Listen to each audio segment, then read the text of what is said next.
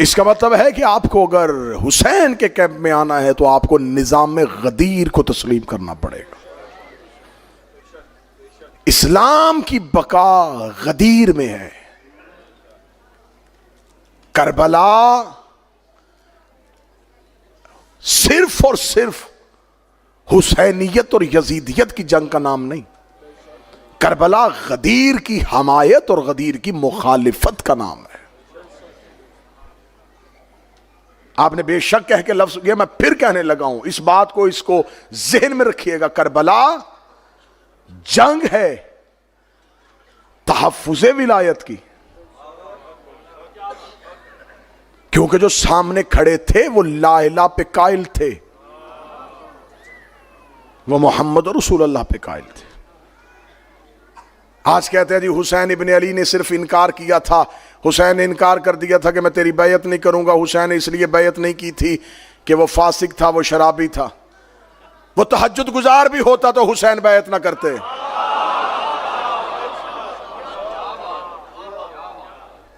हुसैन इब्न अली ने इनकार कर दिया, हुसैन ने कहा मैं तेरी बैयत नहीं करूंगा, और हुसैन ये कह के मदीने से चल पड़े। यकीनन शब अशूर की मजालस में मेरे अहले सुन्नत भाई आते हैं। मैं बरादरान अहले सुन्नत को पैगाम देना चाहता हूं, मैं बरादरान अहले सुन्नत की मिन्नत करना चाहता हूं। तुम रसूल के बेटे के जिक्र में आए हो, मैं रसूल के नवासे का जाकिर हूं। मैं तुम्हारी मिन्नत करके पूछता हूं, घरों में जाके कल का 10 मुहर्रम का पूरा दिन सोचना, जब हुसैन ने मदीना छोड़ा तो इसका मतलब है कि हुसैन इब्न अली दीन बचाने जा रहे थे। तो जिन्होंने पहले नंबर पे रसूल के बाद खिलाफतें ली थी, उनके किसी बेटे ने हुसैन के साथ वतन क्यों नहीं छोड़ा? चलो वापस चलते हैं, बताते हैं कि यह वाकया कब हो रहा है। 11 हिजरी को रसूल दुनिया से गए, 61 हिजरी को यजीद जैसा बदकिरदार तख्त पे बैठ गया। 50 सालों में एक नस्ल नहीं गुजरती, सिंगल जनरेशन का दौर होता है 50 साल। इसका मतलब है जो रसूल के दौर में बच्चा था, हुसैन के दौर में जवान था। जो रसूल के दौर में जवान था, हुसैन के दौर में बूढ़ा था। अगली सतर अपने सीनों के साथ दिलों में उतारना। जिस वक्त यजीद तख्त पे बैठा, उस वक्त वो लोग जिंदा थे जिन्होंने नबी के कांधों पे हुसैन देखा था। वो लोग मौजूद थे। खुम्मे गदीर पे रसूल ने कितने असहाब हैं जो अहले सुन्नत की तवारीख में नकल हुए हैं? कम अज कम तादाद 80,000, ज्यादा से ज्यादा 1,40,000। 1,40,000 अगर रसूल की आखिरी हज में जिंदा है तो 50 साल में अगर आप उनमें यह कर दें कि इनमें से 40,000 दुनिया से चले गए, तो 1,00,000 तो था। आधे दुनिया से चले गए, आधे तो थे। तो इन 60-70 हजार असहाब के होते हुए, मैं फजाइल पढ़ रहा हूं, हुसैन के साथ सिर्फ 72 क्यों है? मैं फजाइल पढ़ रहा हूं, मैं नतीजा दे रहा हूं आज की तकरीर का। और हुसैन के साथ जो 72 थे, उन सब के नाम तारीखों में लिखे। हुसैन ने शब अशूर सबके नाम लिखवा दिए थे, कबीले लिखवा दिए थे, कद लिखवा दिए थे, रंगत लिखवा दी थी। अगर हुसैन ये सब कुछ ना लिखवाते, मुझे हुसैन की कसम, आज मुअर्रख अगर सिर्फ हुसैन की तादाद होती ना 72 है, लोग अपनी मर्जी के नाम उन 72 में लिख देते। फलां भी था, फलां भी था, फलां भी था। इसलिए हुसैन इब्न अली ने अपने 72 जो है वो अलहदा करके दिखा दिए। यही है बस। अब हजूर वो जो उस टाइम पे 1.5 लाख रसूल का आखिरी खुतबा सुन रहे थे, वो लोग किधर थे? उनकी पोजीशन क्या थी? अगर वो हुसैन के साथ थे तो 72 में क्यों नहीं? फिर 2 सूरतें पीछे बचती हैं, या वो यजीद के साथ थे या वो खामोश थे। अब जब हमने देखा कि वो कहां थे, तो जब हमने लश्कर यजीद की तादाद देखी, मैं नतीजे दे रहा हूं और आप खामोश। मेरी मजबूरी साउंड हो सकता है, आपकी मजबूरी नहीं हो सकता, और मैं इसका आदी हो गया हूं, ये हर साल इसी तरह चलना है। अब 9 लाख, आप कहते 9 लाख नहीं थे, 5 लाख, 5 लाख भी नहीं थे। कम से कम जिसने हद करबला का इनकार किया उसने कहा 30,000। ये 30 के 30,000 क्या शाम से आए थे? बड़ी आसानी से तूने मुंह फाड़ के कह दिया ना कि कातलाने हुसैन शिया थे। हम बताते हैं कौन थे। कत्ले हुसैन का ऐलान करने वाला और हुक्म देने वाला यजीद मुआविया का बेटा था, और मुआविया अबू सुफियान का बेटा था, और अबू सुफियान हर्ब का बेटा था, और हर्ब उमैया का बेटा था। लो हमसे सुनो कातिल का शजरा। जिसे उसने करबला में सिपा सलार बना के भेजा था, उसका नाम उमर इब्ने साद था, और वो साद बिन अबी वकास सहाबी का बेटा था। हमें बताओ ये हसीन बिन नुमैर कौन था? हमें बताओ शिम्र जिल जोशन का ताल्लुक किसके साथ था? हमें बताओ कि अशस सरदार अशस बिन कैस किसका खूनी रिश्तेदार था? तो कातलाने हुसैन का तो शजरा खुला हुआ है। सिर्फ यजीद के सर पे कत्ले हुसैन का जुर्म नहीं था, सिर्फ औलाद रसूल के साथ जुल्म का जुर्म इसके सर पे नहीं। 61 हिजरी को इसने नवासा रसूल की शहादत, 62 हिजरी आती है और ये मदीने पे हमला कर देता है। मदीने पे हमला करके 23,000 असहाबे पैगंबर यजीद की फौज के हाथों कत्ल होते हैं। 1,000 मदीने की खवातीन के साथ गुनाह किया जाता है। उसी अगले साल 63 हिजरी में जितनी अहले सुन्नत तारीख है सारी की सारी रकम कर रही हैं, 1,000 वो बच्चा मदीने में पैदा हुआ जो यजीद की फौज के गुनाह का नतीजा था। मस्जिद नबवी में घोड़े बांधे गए, मस्जिद नबवी के अंदर असहाबे पैगंबर की लाशें सड़ती रहीं, खाना काबा के गिलाफ को आग लगाई गई। ये सब कुछ क्या शाम में बैठा हुआ एक शख्स कर रहा था? चलो वो तो शाम में बैठ के हुक्म दे रहा था।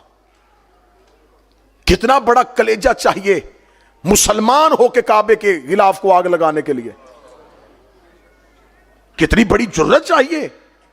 ला इलाहा इल्लल्लाह का इकरार करने के बाद मस्जिद नबवी के अंदर किसी को कत्ल करना। ये सब कुछ जो हो रहा था एक हुक्म दे रहा था और हजारों अमल कर रहे थे। तुमने हमें एक दिया है, हजारों कहां हैं? आज शबे आशूर है, हम हुसैन के हिस्से में हैं। हमने पूरी दुनिया में गालियां सुनते सुनी हैं, हम पिस के रह गए हैं। तुमने हर दौर की हुकूमत ने हमें दीवार से लगाने की कोशिश की है। हम तुमसे पूछते, तुमने 1400 साल से सिर्फ एक शख्स सामने किया हुआ है, यजीद यजीद यजीद, कान पक गए हमारे। बताओ उसके हुक्म पे अमल करने वाले वो हजारों कौन है? उन हजारों के नाम तारीखों में क्यों नहीं आ रहे? फिर वो 1,000 बच्चा जो यजीद की फौज के गुनाह की वजह से मदीने में पैदा हुआ, मुझे किसी रवायत में नहीं मिला कि उसी साल किसी ने मदीने के बाहर गड्ढा खोदा हो और वो सारे बच्चे उस गड्ढे में फेंक के दफना दिए हो। हां, सबने लिखा कि हां ऐसा हुआ था, 1,000 बच्चा पैदा हुआ था। इसका मतलब वो 1,000 बच्चा पैदा हुआ होगा तो वो बड़ा भी हुआ होगा, बड़े हुए होंगे तो जवान भी हुए होंगे, जवान हुए होंगे तो शादियां भी हुई होंगी, शादियां हुई होंगी तो फिर उनके भी बच्चे पैदा हुए होंगे, उनके बच्चे पैदा हुए तो वो भी जवान हुए होंगे, वो जवान हुए तो उनकी शादियां भी हुई होंगी, उनकी शादियां हुई तो उनके बच्चे भी पैदा हुए। तो इसका मतलब है कि नस्ल 1,000 से चली थी, लाखों में पहुंच गई होगी। तो अब अगर कोई लाखों में से एक यजीद को बाप कह दे तो हमें फिक्र ही कोई नहीं है। जो जब जहां यजीद का दिफा करेगा, हमें फौरन पता चल जाएगा कि ये खून की कशिश है जो मोहब्बतें आले मोहम्मद पे गालिब आ रही है। सवाल है मेरे अहले सुन्नत दोस्तों, सवाल है मेरा सुन्नी भाइयों, जाके तारीखों में पता करो कि आखिर इतनी सितम जरीफी, इतना जुल्म कि 50 साल और 50 साल के बाद जिस मिंबर पे रसूल बैठते थे उस मिंबर पे कोई शख्स हाथ में शराब का जाम लेके बंदर को गोद में लेके बैठा हुआ। यह सब कुछ अचानक हुआ नहीं। अगर यजीद ने यह बैयत मांगी है तो उसके अंदर यह हौसला कहां से आया? इसका मतलब है कि उसे यह हौसला कहीं से मिला था। उसे पता चल गया जब मेरा बाप बिला शिरकत गैर दमिश्क में इस्लाम का ऐसा हाकिम बन सकता है कि वह अपनी मर्जी से अजानें दिलवा रहा है और अपनी मर्जी से नमाजें पढ़वा रहा है और कैसे कैसे बदकिरदार लोगों को मुसलमानों के ऊपर गवर्नर बना रहा है। यह सब कुछ सिर्फ 61 हिजरी में नहीं हुआ। मैं तुम्हें करबला 61 हिजरी से शुरू नहीं हुई, नबी की रहलत के बाद 11 हिजरी को करबला का आगाज हो गया था। हम करबला को 10 मुहर्रम से हम भी नहीं लेंगे। मेरी कौम के नौजवानों, अगर फलसफाई करबला जानना है तो करबला 10 मुहर्रम से शुरू नहीं हो रही। हमें पीछे जाना पड़ेगा 11 हिजरी में, जब पहली बार दरवाजा रसूल पे शोर हुआ था। यह करबला का आगाज है। मैं फजाइल पढ़ रहा। वो खालिद बिन वलीद जिसे तुमने आज इस्लाम का हीरो बनाया है, जिसे सैफुल्लाह के लकब से याद करके बच्चों को सिलेबस की किताबों में पढ़ाते हो,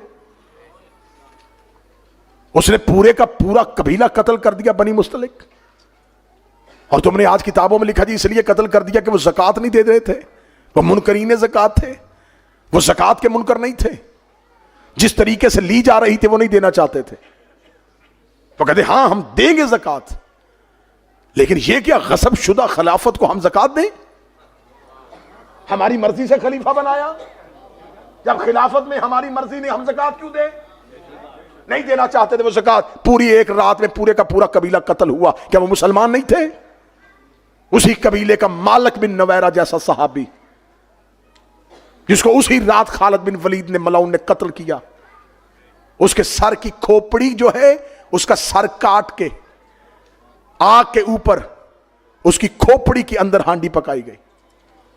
एक रात में उसकी जौजा के साथ गुनाह किया गया। ये सब कुछ तारीख की किताबों में ये गंदगी लिखी है, तो फिर इसको अपने गले में डालो। ये सब साफ करके फिर हुसैन के घर आओ।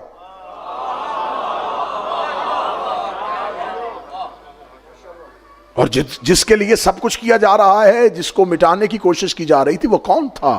वो नबी का बेटा है, वो नवासा रसूल है, वो पैगंबर का बेटा है। रसूल मदीने की मस्जिद में बैठे थे, एक सहाबी ने आकर रसूल से सवाल किया, या रसूल अल्लाह, हम अपनी औलाद से मोहब्बत करते, क्या वजह है कि उतना हमारी औलाद हमसे मोहब्बत नहीं करती? नबी ने मुस्कुरा के फरमाया, इसलिए कि वो तुमसे हैं, तुम उनसे नहीं हो। यह सवाल आज भी पैदा हो सकता है, तो जवाब रसूल का सुन लीजिएगा। उसने कहा, या रसूल अल्लाह, हम उनसे प्यार करते हैं, वो उतना हमसे प्यार नहीं करते। फरमाया, इसलिए कि वो तुमसे हैं, तुम उनसे नहीं हो। सहाबा सामने बैठे थे, रसूल ने फरमाया, तुम्हारी औलाद तुम में से है, तुम उनमें से नहीं हो। यह कहने के बाद नबी ने अपनी अबा को खोला और एक बच्चे को सीने से लगाया और लगा के, हुसैन और मिन्नी व अना मिनल हुसैन, लेकिन मेरा बेटा हुसैन, लेकिन सिर्फ मेरा बेटा हुसैन ही मुझसे नहीं, मैं भी हुसैन से हूं। यह वजह नहीं है कि रसूल ने गोद में पाला था तो वो हुसैन बना। मैं सत्र कहने लगा, जो करीब है मेरा साथ दे देना। यह वजह नहीं है कि रसूल ने गोद में पाला था तो वो हुसैन बना। वो हुसैन था तो नबी ने गोद में पाला है।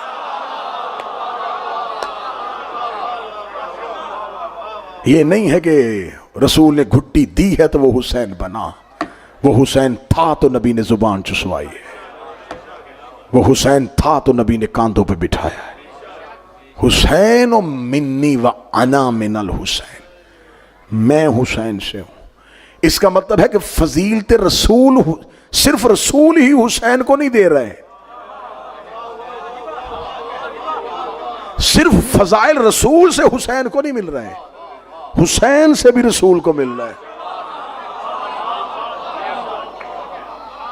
सिर्फ ये हुसैन यकतरफा मोहब्बत नहीं कि सिर्फ हर फजीलत रसूल हुसैन को दे रहे, मेरा बेटा है, मैंने गोद में पाला है, मैंने कांधों में बिठाया है, मैंने सजदे में पुष्ट में बिठाया है। रसूल अगर सिर्फ कहते ना कि हुसैन और मिन्नी, तो फिर पता होता कि हर फजीलत रसूल ने हुसैन को दी है। रसूल ने कहा अना मिनल हुसैन है, इसका मतलब है कि कुछ फजीलतें हुसैन ने भी रसूल को दी है, और जो नाने को देता हो उसे हुसैन कहते हैं।